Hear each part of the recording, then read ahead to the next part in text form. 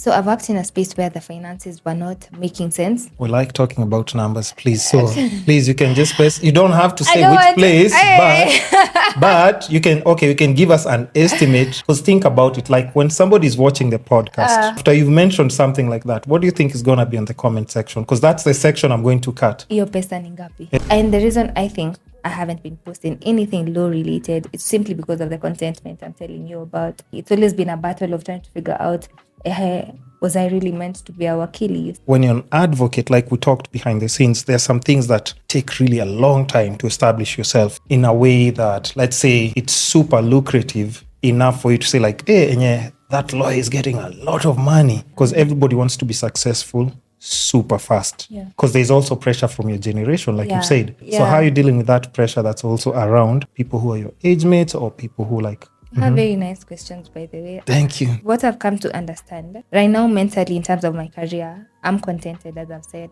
I'm okay, unless something else comes up. Each one of us is so different. Our journeys are so different. I usually have this conversation with my friends. I'm like, you do know what you're good at, okay? And you do know your journey.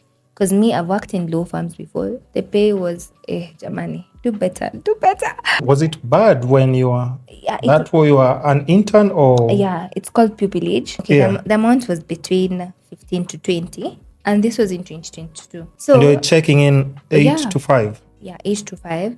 And then you're thinking this is a program that you have to do for you to be admitted. So it's something you have to do. At the same time, there are not enough pupillage places to do your pupillage in Nairobi. I don't really know about other counties, and I won't touch on other counties because I'm here in Nairobi. So the amount of money didn't make sense at that time. Something else came up and I hopped onto it, of which it almost killed me again. I'm like, I'm busy trying to navigate this legal space. At the same time, I'm trying to make a living. At the same time, the living doesn't want to make me. I'm like, make it make sense. So it was still hard, from the first transition to the second transition. The pay got better, but the circumstances got worse. In terms of now the workplace, I won't get into it. Or just the environment? The environment, So you're like, again, you get to question yourself. Remember, guys, I told you, I've always been questioning myself. So I was like, okay, the pay is better, but then the circumstances have gotten worse and my mental wahala is going down the drain.